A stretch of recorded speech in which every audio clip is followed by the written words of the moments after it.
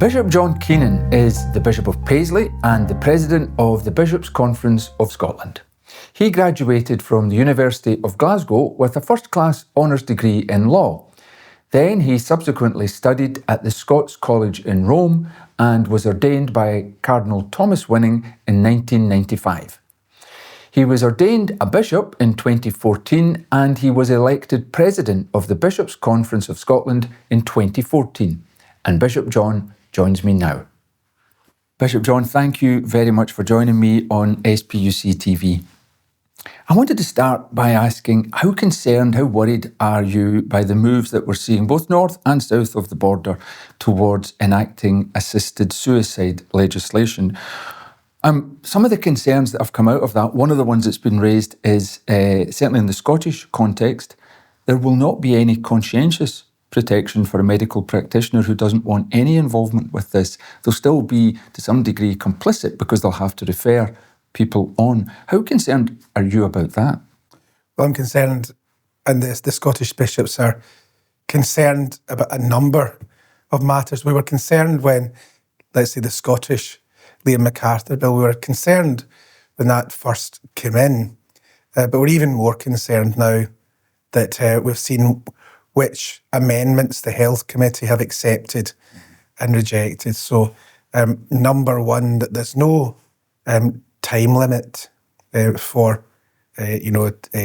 terminations of life. There's no time limit for that, which means that in England, the law at least purports to say that you have to have a diagnosis of 6 months of life expectancy. That's notably not in the Scottish proposals, which means that someone could be born with a life-limiting condition. So they qualify. Also means that people with eating disorders can qualify, people with mental conditions can qualify, people with all sorts of disabilities can qualify. So now what the MacArthur bill had been saying initially is that this was for people at the very end of their lives who were in intolerable pain, and to prevent them living those last days in intolerable suffering, then surely then we should allow this. But in fact, now this can be for anyone years away from death. That's number one. Number two, the bill has no mention of intolerable suffering, no mention of suffering at all. So suffering is no longer a criterion in terms of the bill. You don't have to be suffering. Your suffering doesn't have to be intolerable. There's no opt-out. So places like the Little Sisters of the Poor, I have Little Sisters of the Poor in Greenock. It's the Little Sisters of the Poor in Glasgow. There's the Nazareth houses also. So Catholic care homes, will, in terms of the bill, will be required to provide assisted suicide in their care homes. And if they don't, they will either be defunded or have to close. Also, after the amendments, it's now possible for medical practitioners to raise the issue with anyone who goes to. So imagine someone goes along. Imagine my mum goes along to the GP. She's 86 now. She goes along to the GP. I don't know if she goes in for that appointment. I don't know if the GP is going to say to her, "Listen, Mrs. Keenan, you're slowing down a little bit, Have you ever thought about assisted suicide?" So also down south, the Baroness Finlay and Baroness Gray Thompson, they've been concerned, and the Equalities and Human Rights Commission, they've been concerned that the bill is full of holes in terms of coercion. So and it's already been seen that we can't tell if someone's been coerced. It's virtually impossible to tell if someone is. When you combine that with a lot of older people have this deep fear that they don't want to be a burden, and they are, in effect, almost ripe for coercion because people are pushing them along and they feel, I don't want anyone else, to cause trouble for anyone else. You can see how easy it would be for that door to be open. And we've seen it in other cases. In Canada, there have been examples of exactly the type you're talking about, not even people who are very old, but people with disabilities, for example, former veterans in the Canadian military have been told that rather than get support from the state to cope with their disabilities, why not think about assisted suicide? So it happens, and it is happening. It does. The burden issue is a big thing, isn't it? Again, after the Health Committee looked at the amendments, they refused an amendment that said that it shouldn't be available for those who feel a burden. Now, just let's work this out. I mean, it's obvious. It's as obvious, I think, as the nose in your face. Someone gets to a certain age, they know that they've got children and grandchildren, and they've got a certain amount of inheritance, wherever it would be. And they're saying, well, I now need to go into a care home. That's about £1,000 a week that's going to be eating into the inheritance. And so I don't want to do that. I want to leave the children something. The pressure on them to do that, I think, is now going to be inordinate. Now, if this bill doesn't pass, we're not putting them in that dilemma because they don't have that choice. So, but you mentioned about conscience. Conscience is one of the fundamental aspects of human dignity that we're able to, and we have this in human rights legislation. No one should be required to act against their conscience, and no one should be prevented from acting according to their conscience. Now, that's a fundamental human right, because what are fundamental human rights? They are those which are so close to our dignity that to be deprived of them means that we're deprived of our own personal dignity, and actually the collective dignity of humanity and the common good is diminished as well. So it used to be the case that conscience was so respected that legislation gave every benefit of the doubt to the conscientious objector. Now what's happened is the other way. It's almost as though conscientious objection is something that the state concedes to you, but only in very exceptional circumstances. It's something that I think has changed in the culture, partly through the way political parties have dealt with that. It used to be that members of Parliament were allowed to take a conscientious position on a range of issues. The obvious ones were things like abortion, things like assisted suicide. Increasingly, though, parties aren't allowing that. They're asking, or they're vetting their candidates in advance of elections and asking them to sign up for a whole range of issues that previously would be seen as conscience matters. So the parties have contributed to this change. And what it means, in effect, is now I could be, let's say, a Catholic GP, but it wouldn't need to be a Christian GP, or so many healthcare workers who just think assisted suicide is wrong, and they in conscience can't be part of it. So again, someone goes to their GP and says, I've heard about assisted suicide.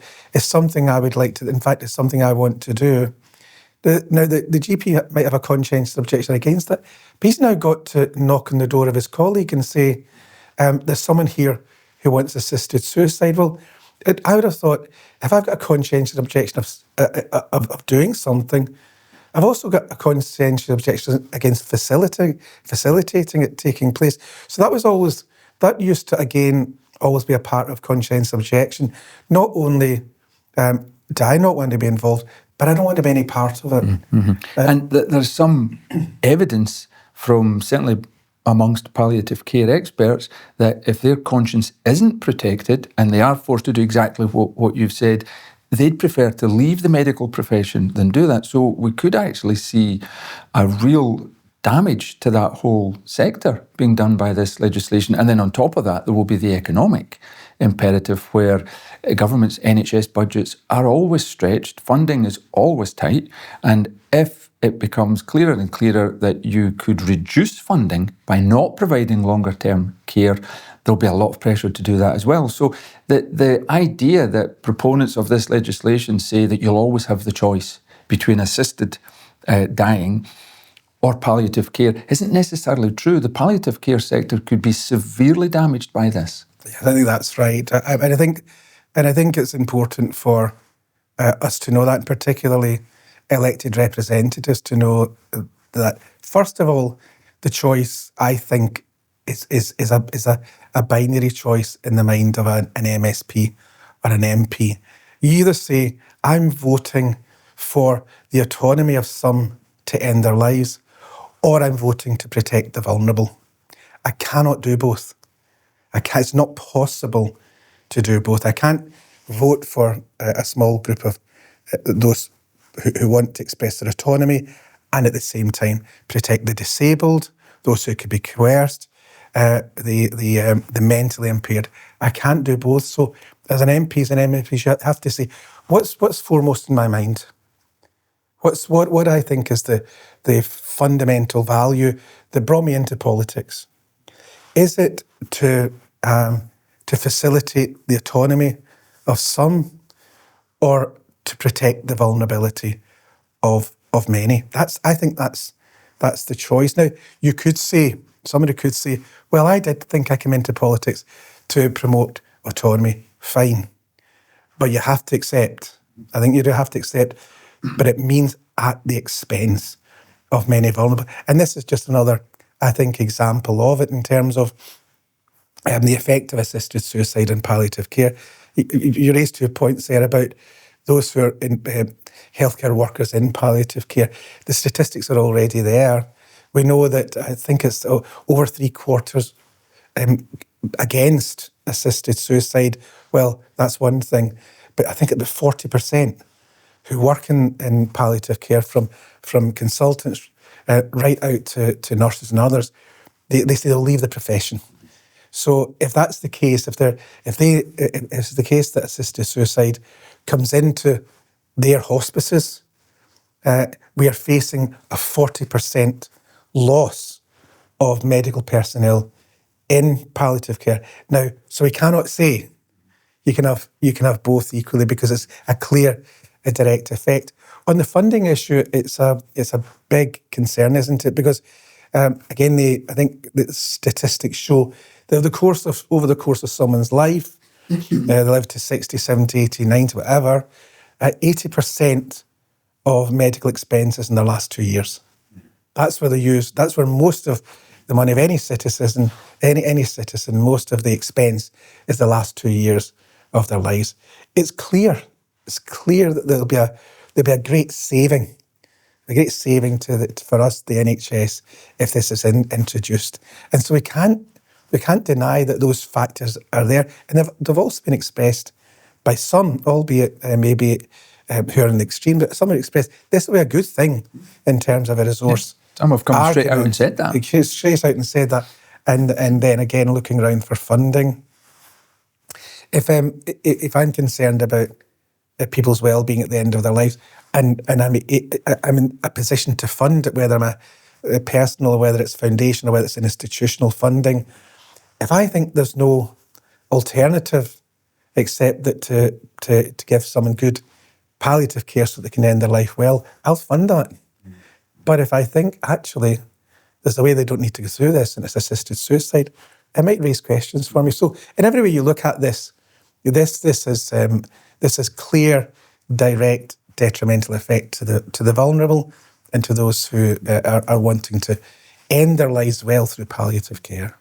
So in some respects, the debate at the moment, at least, around assisted suicide is a theoretical one. We haven't got there yet, but it's valid to propose possible outcomes.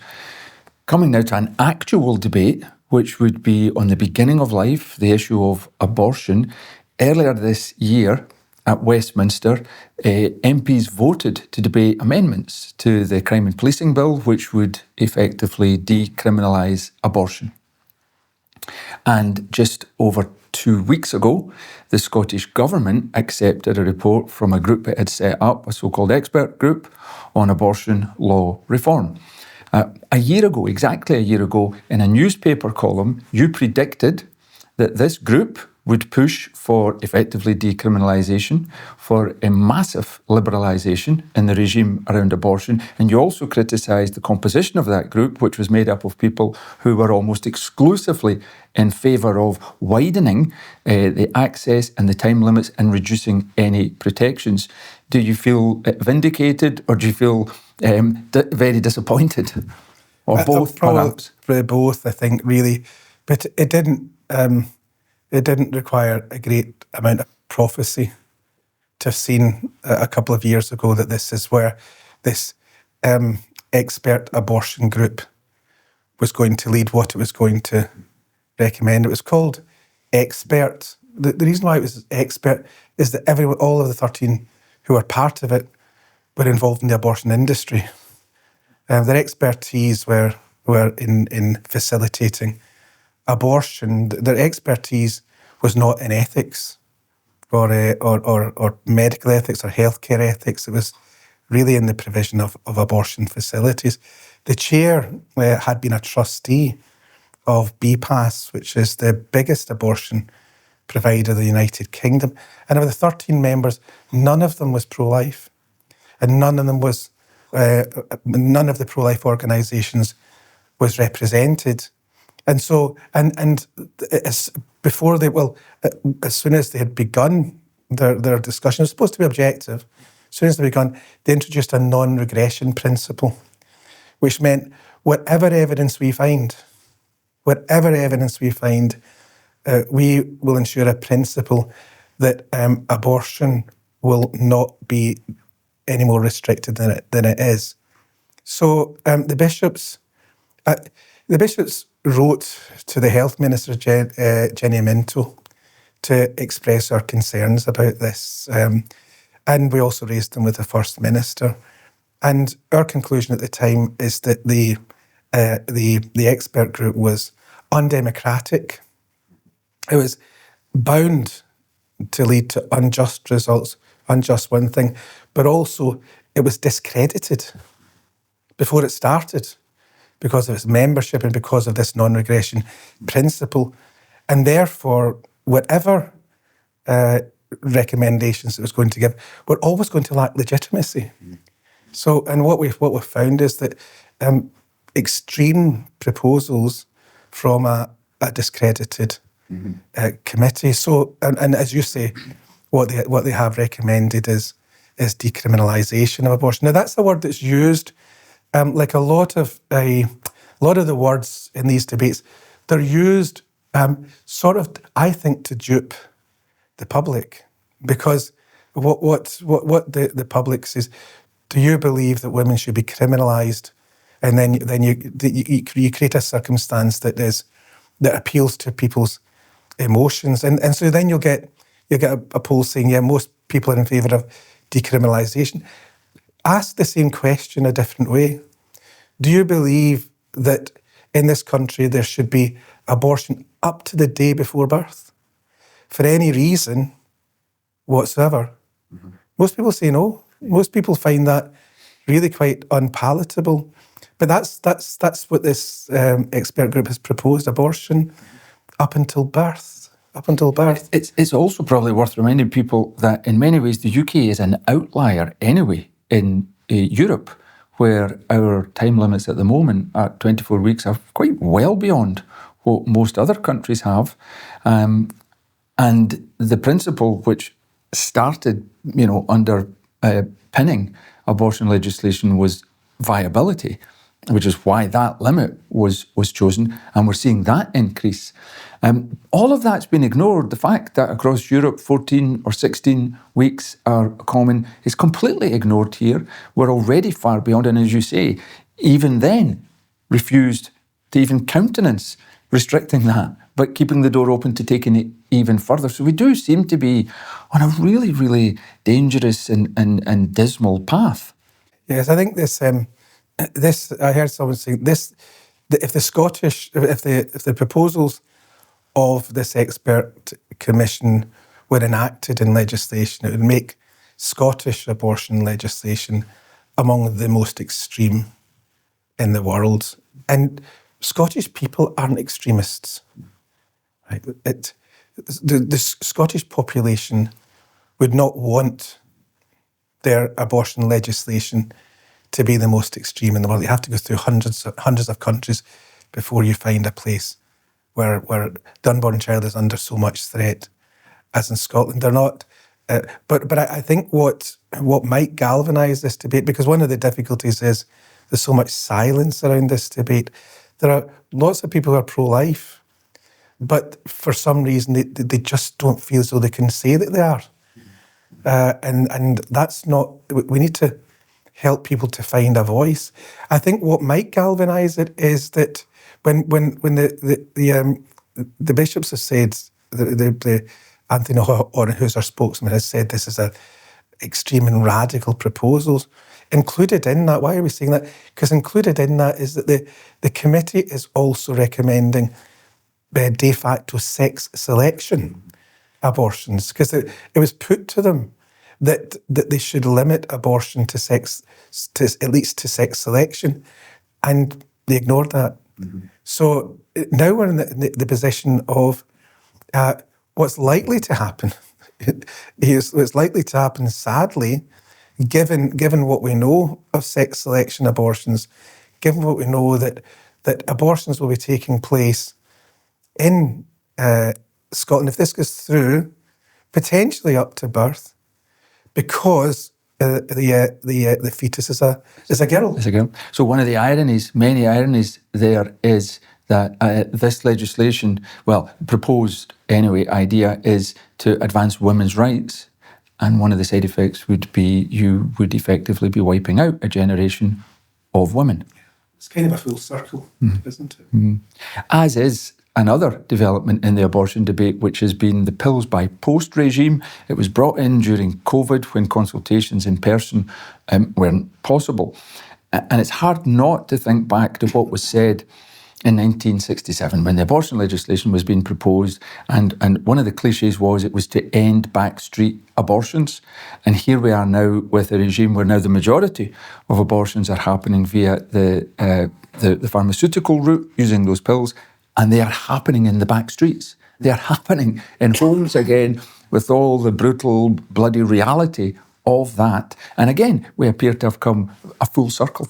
Yeah, I mean, one of the main justifications of the Abortion Act in 1967 was to bring it under medical supervision. That was, I think, probably, that may well have been what got it over the line. And now what we've done is we've put it outside medical supervision. It's a horrific irony of that. You spoke about changing the debate, advancing the debate. What else can the church do to help inform and also to energise people so that they get involved? Because organisations like SPUC do lobby lawmakers all the time. It's a significant part of the work. But it's true that really the biggest effect on any politician will be what they hear from their constituents in their surgeries and in their mailbag and in their inbox. What can the church do to encourage people to act in order to try and influence their elected representatives? Yes, I mean, there's tiny signs of hope. I hear that the MSPs have had a bigger mailbag on the recommendations of the expert committee than in any other matter to do with abortion. So I think when we see things are extreme, as we've described them there, it might of itself begin to galvanise people, but we have to continue to raise awareness in the Catholic community. At least that's what we can do at every level.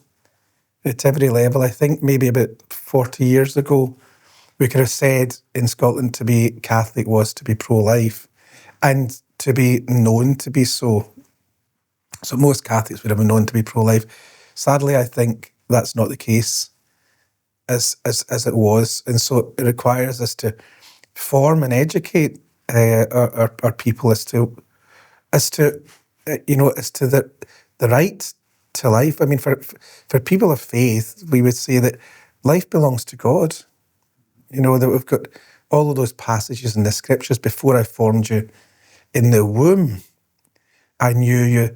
That Jesus came into the world through the womb of our Blessed Mother Mary. And there's that lovely story at the Visitation where Mary meets Elizabeth, and both of them are influenced by the sons in their womb, Jesus in the womb of the Blessed Mother Mary, John the Baptist in the womb of Elizabeth.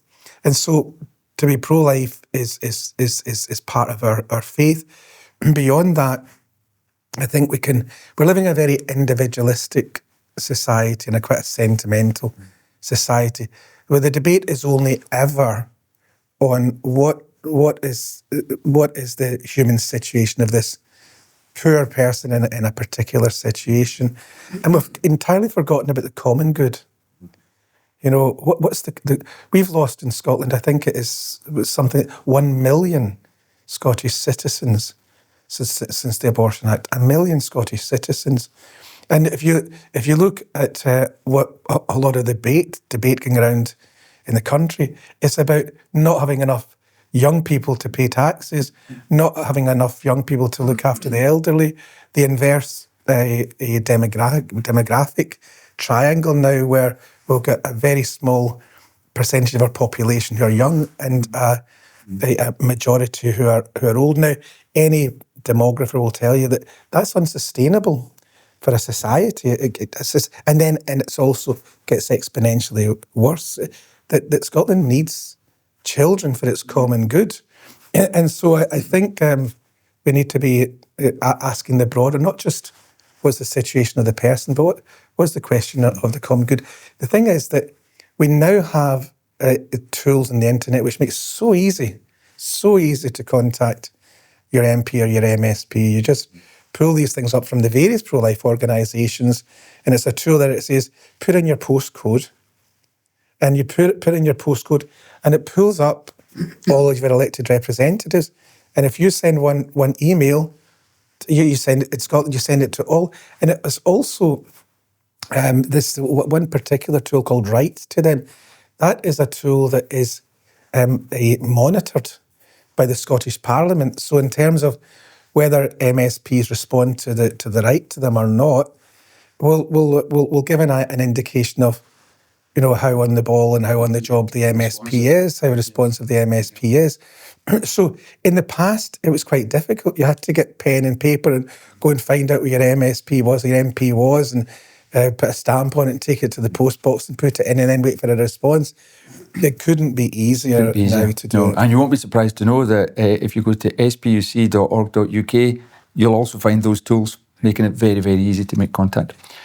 Bishop John, thank you for all that you do. Thank you for your time with us today, and thank you for answering our questions. Thank you, Peter. It's always a privilege for me to be helping out in any way that I can in the pro-life cause, and to thank all of you who are involved in SPUC for the wonderful work you do. It has to be, for me, the number one social justice issue of our times, but it does require a lot of courage, a bravery, faith, perseverance to continue in this work. But I do think in generations to come we'll thank you for what you've done and see you as the heroes of the times. Thank you.